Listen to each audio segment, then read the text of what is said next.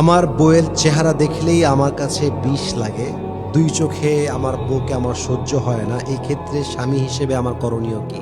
এটা মনে হয় বাংলাদেশের 90% স্বামীদের প্রশ্ন। আমার মনে হচ্ছে ব্যক্তিগতভাবে যে বউকে দেখতেও ভাল লাগে না, বউয়ের কথাও ভাল লাগে না, বউকে দেখতেও বিষ লাগে। এক্ষেত্রে আমার মন্তব্য হচ্ছে, দেখেন ভাইজান, বউকে বিষ লাগলে যে আসলেই বউটা বিষ, ব্যাপারটা কিন্তু এরকম নয়। ব্যাপারটা হচ্ছে পার্সপেক্টিভটা আপনার আসলে কেমন।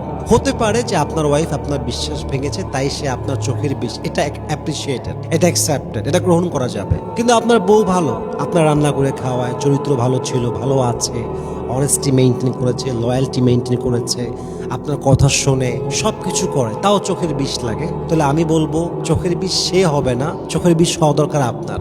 কারণ আপনি চোখের বিষ হওয়ার যোগ্য। একটা ভালো মানুষ পাওয়ার পরেও যে বলে এটা চোখের বিষ, আসলে ওই মহিলা চোখের বিষ নয়, ওই নারী চোখের বিষ নয়, বরং যে বলতেছে সেই হচ্ছে সমাজের চোখে সবচেয়ে বড় বিষ। ঠিক কিনা বলেন? তো বউকে ভাল লাগে না, বউ চোখের বিষ, বউকে দেখতে সহ্য হয় না, এটা বলার আগে আগে ভাবেন যে আপনি ঠিক আছেন কিনা, আসলে কি আপনার ওয়াইফ কোনো অন্যায়কারী কিনা। যদি আপনার ওয়াইফ অন্যায়কারী হয়, সেক্ষেত্রে I will take your side. আমি বলবো ঠিক আছে ভাইজান, বিষ লাগবে, ইটস ভেরি সিম্পল। কারণ আপনার ওয়াইফ আপনার বিশ্বাস ভেঙেছে, কথা শোনে না, যত্নশীল না, দ্যাটস ওকে ফাইন।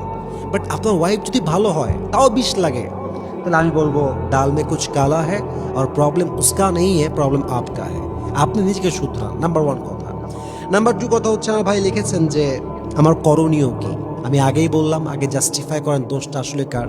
আর একটি করণীয় হচ্ছে, দেখেন, অনেক সময় এরকম হতে পারে যে অনেক পুরুষ আছে, দেখবেন ওই বউকে এমনি দেখতে পারে না, বলে কেন ভাল লাগে না, বলে এমনি। তোর বউ সুন্দরী তো, ভালোই তো আছে দেখতে, কেন ভাল লাগে, বলছে এমনি ভাল লাগে না, এমনি ভাল লাগে না। এটা হচ্ছে এমনি রোগ। অনেক স্বামী এরকম আছে, এমনি সংসার করতে মন চায় না, কোনো কারণ নাই। তালাক দিবি কেন, এমনি ভাল লাগে না। তোর বউ ভাল লাগে না কেন, এমনি ভাল লাগে না, খালি এমনি। তো এটা যদি আপনার এমনি রোগ হয়, তাহলে আপনাকে তওবাও করতে হবে, ওয়াইফের কাছে ক্ষমাও চাইতে হবে, এবং যে ব্যক্তিত্বকে ঠিক করতে হবে। আর 3 নাম্বার কথা বলবো আমার প্রিয় বোনদের উদ্দেশ্যে, এমন কোনো অন্যায় করবেন না যে আপনার স্বামীর চোখে আপনি বিষ হয়ে যান। আমি খুব বিনয়ের সঙ্গে, আই এম বিং ভেরি হাম্বল, আমি সবাইকে বলতে চাই যে এমন কোনো অন্যায় যাবেন না যে আপনি আপনার স্বামীর চোখের বিষ হয়ে যান। আপনি আপনার চারিত্রিক অবস্থান, অনেস্টির অবস্থান, লয়্যালটির লেভেল সবসময় এভাবে রাখবেন যেন আপনি আপনার স্বামীর চোখে একটা জান্নাতি বাতাস হতে পারেন। আপনি এমন একজন স্ত্রী হবেন যাকে দেখলে স্বামীর মনটা জুড়ায় যাবে। আপনি এমন একজন স্ত্রী হবেন যাকে দেখলে আপনার স্বামী গর্ব করে বলবে যে পৃথিবীতে আমি সবচেয়ে সৌভাগ্যবান স্বামী, যে আমি তোমার মতো একজন বউকে আমার লাইফ পার্টনার হিসেবে পেয়েছি। ঠিক কিনা বলেন? You have to be someone like this. You have to be wife materials. আপনাকে ওয়াইফ হতে হবে, ভালো ওয়াইফ হতে হবে। সুন্দরী হয়ে লাভ নাই। সুন্দরী হয়ে আপনি কয়দিন ধরে রাখবেন স্বামীকে? সুন্দরী হইলেন, চরিত্র ভালো না, দেখতে অনেক ফর্সা, অনেক গায়ের রং ধলা, আপনার স্বামীর কথা শোনেন না, আপনি চিনতে পারবেন না। এই জন্য আমি পুরুষদেরকে বলবো, বউকে বিষ লাগলে নিজেকে প্রশ্ন করেন যে আসলে দোষটা কার, আপনার না আপনার ওয়াইফের। জাস্টিফাই করেন, বোঝার ট্রাই করেন, আপনার কি এমনি রোগ আছে কিনা বোঝার ট্রাই করেন।